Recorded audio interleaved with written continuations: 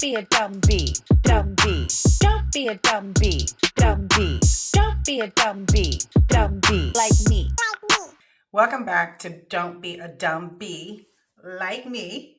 I'm so happy to have you back here. I really want to jump right into my next chapter is we all have our threshold of what we'll put up with. Not until you decide that you deserve better and you want more. Let's go back. What do you want? What do you want out of your life? Do you deserve happiness? Are you demanding to be happy? That is super important because we're only here for a short time and we don't know how long. So happiness is super important. It is super important to me, and that's why I'm sitting here, because I know happiness is important to you. So let's talk about hitting rock bottom, that rock bottom moment that makes you say, no, I deserve better. I'm not putting up with this anymore. And I want a better life for myself, for my family. Because, they have this old saying where if the wife ain't happy, the family ain't happy. And that's the truth. That is really the truth. The mother is the nucleus of the family. She's the one who births the children, feeds the children, helps them grow. And I'm not saying men don't do this, but the majority of the time it's women helping move the family along. But also, we have to help move ourselves along. Let me talk to you about I've had a few rock bottom moments, but my rock bottom moment when I decided that I will not be disrespected and it was time for me to change my life. I remember very, very well. It was Christmas right after I got back from Egypt. And I had my whole family over. My mom was sick, but she was still with us. And we had my whole family over, cousins, brothers and sisters over to my house because my house was always the house for Christmas. I'm always cooking, Allie in the Valley. And when I got back from Egypt, it was chaos. And part of the chaos was, I was trying to have a sensible conversation with my ex to say, hey, let's part ways. Let's part ways the right way so we don't hurt the kids. Let's try to do it right, the way I saw my parents do it. And God, I don't know how much information I really need to give up because it was just so toxic at this point.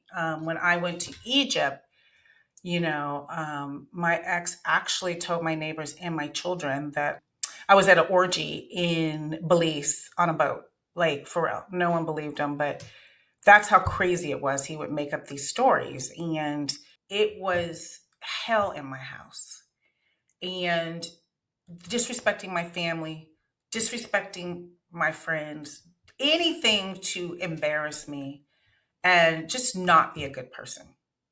Now, I could get into the weeds of the deeds and all that, but he at one point disrespected my mother. Now, you got to understand my mom. My mom is a super chilled psychologist. She was a psychologist who let everybody have their way at what the conversation was. Each side never took a side, always very political, like, hey, that's their point of view, that's your point of view, that kind of person.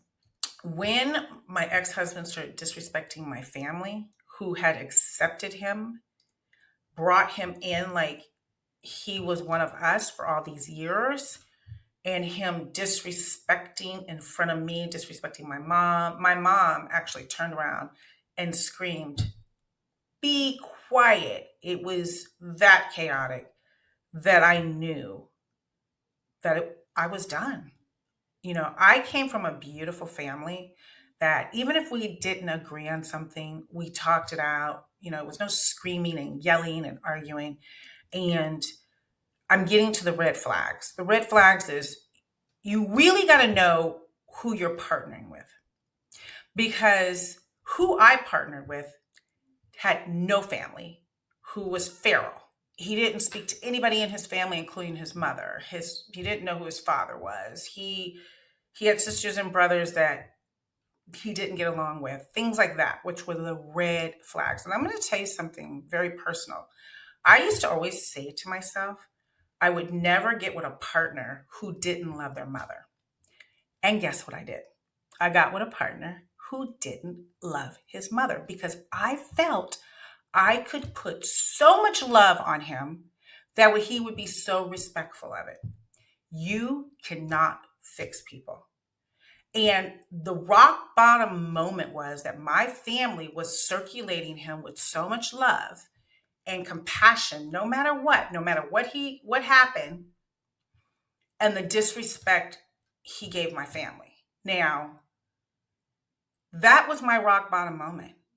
I had put up with so much disrespect in this relationship that I was kind of numb because I was taking care of my kids and my special needs kids, my daughter, getting them in school, making sure they went to the right schools. You know how we do it. We jump into their lives, running a business, and just surviving.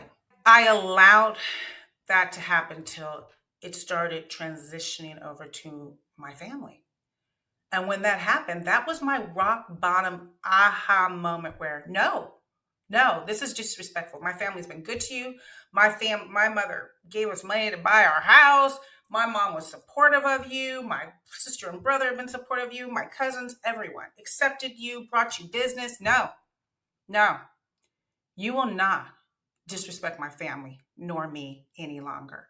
That was one of my rock bottom moments. It wasn't the all of it, but one of the really crucial ones, because when we're under pressure, when we put up with things that we should not be putting up with, we make excuses. We all do. I'm sure people who are listening, we make excuses. Oh, that's why they did this. Oh, that's why they did that. No, you have to have respect for yourself first. You have to put a line in the sand. And sometimes it gets muddled. I mean, I'm the first one to tell you it gets muddled. It got muddled for me because I really wanted my kids to be with both parents. I really wanted my kids to not witness anything like this. And I stayed longer than I should have for my kids. And how many people here done made that excuse? And I did it until I hit rock bottom. When you hit rock bottom, that light bulb just shines so bright. It's so painful because now you've looked in the mirror and you know, oh, this is the chapter I wrote in my life. No one can control your life but you. Let me say that again. No one can control your life but you. You allow to give your power away. You allow to stay unhappy. You allow to make excuses. So I'm sitting here telling you right now, you got to have that rock bottom moment where it's, no, this is not okay. This is not who I want to be. This is not the next chapter of my life. And I'm not going to sit in misery any longer. And let me tell you something. When this happened to me, it happened to me during COVID. Okay. A lot of us went through this during COVID. A lot of people went through massive upheaval during COVID. It was hard because where do you go? What do you do? And, I had come back with a plan from Egypt and wanted to just have an easy plan of how to separate, on good terms. But when you have a parasite in your life, when you have someone who is trying to destroy everything, including you, especially when you're not used to it. So, I'm not a fighter. I'm one of those type of people. Let me see how we can work and get along and come out with a great outcome. And I will give up things so the outcome is good for everyone. But when your back's put up to the wall and someone steps to you, I'm also like, when you step to me to a certain point, that rock bottom breaking point, no. I'm not putting up with that. No, that doesn't work for me. And I think when you're going through traumatic times, you have to hit rock bottom. It's almost like a drug, like if you're a drinker or you do drugs and or whatever it is, and you know that you've done it so much that you have to change, you hit that rock bottom. Rock bottom is the beginning when you start living again. Rock bottom is the time that you wake up and you say, hey, I deserve better. The day you can't stay any longer. I can't, I have to do me, right? How do you know if you've hit rock bottom? How do you know? That is the key. You know when you cannot live another day in misery. You know when you have to reach out to get help and you're ready to make change. So, hitting rock bottom is the beginning of your next chapter in your book, is the beginning of your new life, is the beginning to making changes. Now, listen, none of it am I saying this is easy. We all have our own situation. My situation was very difficult, but the tools are okay, you hit rock bottom. Then you make a decision. I deserve better. And you look in your mirror again and say, I love myself. I love myself that I want better. And you start making those steps. And making steps is putting a plan together. I literally put a plan together. Did it go perfect to plan? Hell no. But I started putting a plan together. And my plan was a step-by-step plan, what I wanted to get out of it. First, I had to start working to get my money up. So I started looking for consultant gigs and stuff like that because I knew once the situation got serious about getting a divorce, that he wouldn't take care of me and the kids anymore, that the bills weren't paid anymore. And I had quit everything I've done to support his business and run his business with him, a very successful business. And I knew the money, and the first thing he did, since he couldn't control me and I wanted to make sure it was done, was to not pay the bills and walk away from paying the bills. So I had to find income to support myself and the house he lived in. Let's go there. Like, he just stopped paying everything. He's like, oh, she's not going to mess up her credit. You know what I mean? The house was in my name, his name too at this point, but he knew that I put the down payment. I wasn't walking away from that. So it was just all this craziness. And if I didn't hit rock bottom, I wouldn't have demanded more for myself, more for my kids. I want my children to be happy. We all want our children to be happy. So I think right now, it's really about, are you at rock bottom? Are you ready to make this change?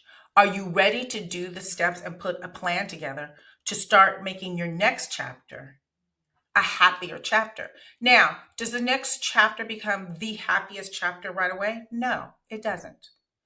But when you start moving baby steps, I always talk about these baby steps. That's one of my big things. Baby steps to where you need to be. So I started making baby steps to where I needed to be. I got into therapy. What do I do to help my children? Okay. What will make me feel better about myself? So I'm going to give you a really important tool. And we'll get into a whole podcast on this, but physical activity changes everything. You have to get, I am a firm believer that you have to get some type of workout, some type of physical activity to get your endorphins going, to make you feel better about yourself. Working out is like the best thing in the world to do. So for me, it was hiking. You know, I'm a big hiker. I also work out in the gym too, but I'm a huge hiker. I would leave and go on 2 to 3 hour hikes just to think like what's going on, because all these crazy things were happening with me. He was trying to drive me crazy. You know, he was doing things and having people do things to me. So I wonder if I was sane. And it was tough, you know what I mean? Because you start second guessing everything, you know, and you're like, why would somebody who loved you so much would do these things to you. Physical activity just changes the game. Anytime you're in stressful, unhappy, but just every day, physical activity changes your endorphins, your dopamine. It really gives you the uplift you need. Anytime I work out, especially hiking's in nature. I used to go on these big hikes and I would climb up the hill crying, bawling, and I would come down the hill laughing, and God spoke to me. And I had downloads, and I would have all these ideas, or somebody was trying to call or get in contact would call me as soon as I got off the hill. I mean, there's just something, this spiritual connection. It could be hiking, yoga, workout, swimming, whatever toots your boat, but you gotta get into physical activity. I want you to take a moment and think, have you hit your rock bottom moment? Because if you have, you're ready for the next step, which is to write a new chapter in your book called Baby Steps to Happiness. Don't be a dumb bee, dumb bee. Don't be a dumb bee, dumb bee. Don't be a dumb bee, dumb bee. Like me.